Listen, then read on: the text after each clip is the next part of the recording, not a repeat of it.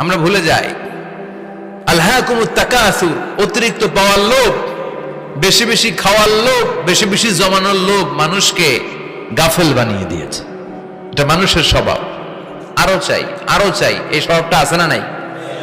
দেখবেন ছোট বাচ্চারা মসজিদের দোয়া অনুষ্ঠান শেষে জিলাপি দেয় না?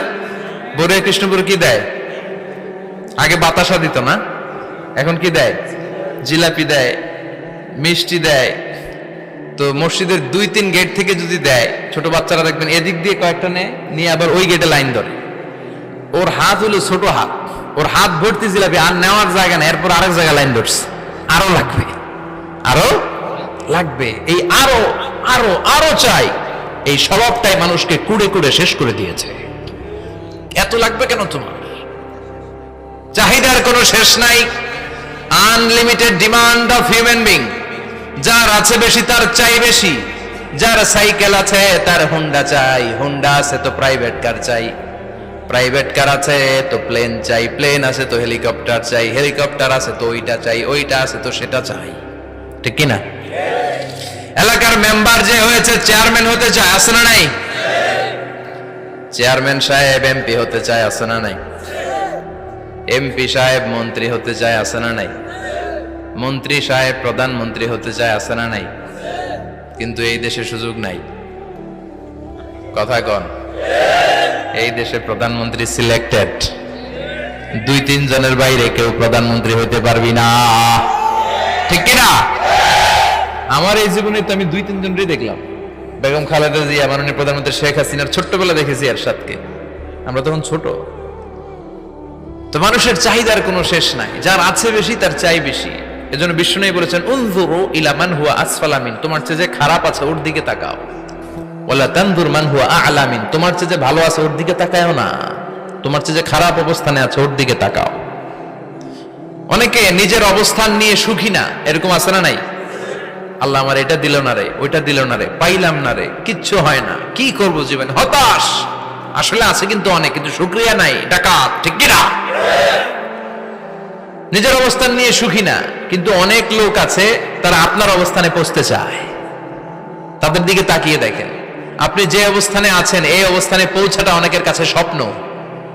তারা প্রতিনিয়ত সংগ্রাম আর স্ট্রাগল করে যাচ্ছে আপনার অবস্থানে পৌঁছতে, আর আপনি এটা নিয়ে সন্তুষ্ট না। শেখ সাদির নাম শুনেছেন? বালাগাল উলা কাশাফাত দুজা, এই কবিতাটার রচয়িতা ইরানের বিখ্যাত এক কবি। উনি একবার আর্থিক সমস্যার মধ্যে দিয়ে সময় কাটাচ্ছেন, টাকা নাই, পয়সা নাই, পায়ে দেওয়ার মতো জুতা নাই। উনি খুব দুঃখ পেলেন, হায় রে, আমি ইরানের এত বড় কবি, আমার পায়ে দেওয়ার মতো জুতা নাই। দুঃখ ভরা মন নিয়ে রাস্তায় হাঁটতে বেরোলেন। হাঁটতে হাঁটতে হঠাৎ দেখলেন একটা লোক শুয়ে শুয়ে কাঁদছে, ওই লোকটার 2টা পাই নাই, পাই নাই। উনি সেজদায় পড়ে গেলেন, আল্লাহর কাছে ক্ষমা চাইলেন, আল্লাহ অনেক দিয়েছো, শুকর আলহামদুলিল্লাহ। এজন্য যেই পরিস্থিতিতেই থাকি না কেন আমরা কি পড়বো? জোরে বলেন, কি পড়বো? এজন্য কানাতু মিনাল ইসলাম, অল্পে তুষ্ট থাকার নাম হলো ইসলাম। সম্পদ লাগবে কিন্তু সম্পদের পাহাড় লাগবে না। ঠিক কিনা? অল্প খান, অল্প পড়েন, অল্প জমান, অল্পের ভেতরে বরকত ঢুকায়া দিছে কে? দেখবেন যাদের সম্পদ অল্প তারা সুখী বেশি। জরিপে এটা দেখা গিয়েছে, অনেক সার্ভেতে এটা এসেছে, যারা সম্পদশালী এরা দুঃখী বেশি, এদের দুঃখ বেশি, টেনশন বেশি। খুব স্বাভাবিক, টাকা যার বেশি রোগ তার বেশি, টাকা যার বেশি টেনশন তার বেশি, টাকা যার বেশি ঘরে শান্তি তার কম। আছে না নাই? ঘরের ভেতরে অশান্তি, ছেলে কথা শোনে না, ছেলে টানে গাঞ্জা, মেয়ে করে পরকিয়া। আছে না নাই?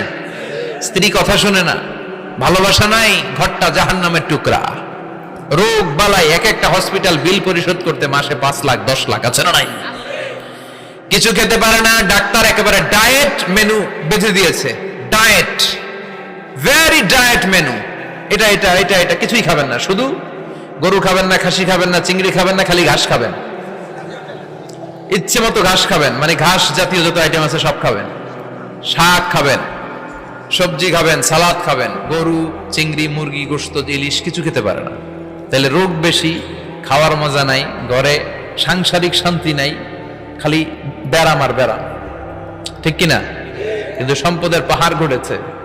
আর অল্প যারা খায়, অল্প পড়ে, রিক্সাওয়ালা, কুলিওয়ালা, অল্প বেতনের চাকরি, কিন্তু হক হালালি মেনে চলে, দেখবেন শান্তি আছে অনেক। হ্যাঁ, বাসা ভাড়া দেয়, ফ্যামিলি চালায়, বাচ্চাদের স্কুল বিল, এরপরও মাস শেষে 1-2 হাজার টাকা হাতে থেকে যায়। আর ওর প্রতি মাসে 10 কোটি টাকা ইনকাম, তারপরও ব্যাংকের ঋণ আছে না নাই? সুখ কারে বলে? কিভাবে আপনি সুখকে ডিফাইন করবেন? সুখ তো টাকায় কিনা যায় না। শান্তি টাকা দিয়ে হয় না, শান্তি দেওয়ার মালিক কে? শান্তি আছে অল্প খেয়ে শুকর করার মধ্যে, শান্তি আছে আলহামদুলিল্লাহর মধ্যে। চিল্লায় বলেন ঠিক কিনা? এজন্য অল্প খাবো, অল্প পড়বো, অল্প জামাবো, অল্পের ভেতরে বরকত দিয়েছে কে? দেখেন, ধনী ভাইরা খেতে পারে না, কিন্তু রিক্সাওয়ালার কি সমস্যা হয়? রিক্সাওয়ালারা সব খেতে পারে। কুলিওয়ালা, দিন মজুর, এরা একেবারে স্লিম সুঠাম দেহি, মেদহীন পেট, পেটে কোনো মেদ নাই, ভুড়ি নাই। আর কোটিপতিদের মেদ আছে না নাই? এত বড় বড় পেট, ঠিক কিনা?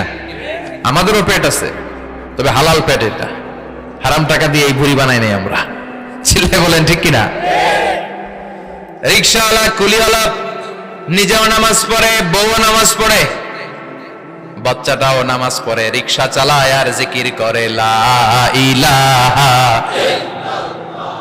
এরকম আরো সুন্দর সুন্দর ভিডিও পেতে আমার চ্যানেলটি সাবস্ক্রাইব করবে, ভিডিওতে একটা লাইক করবে।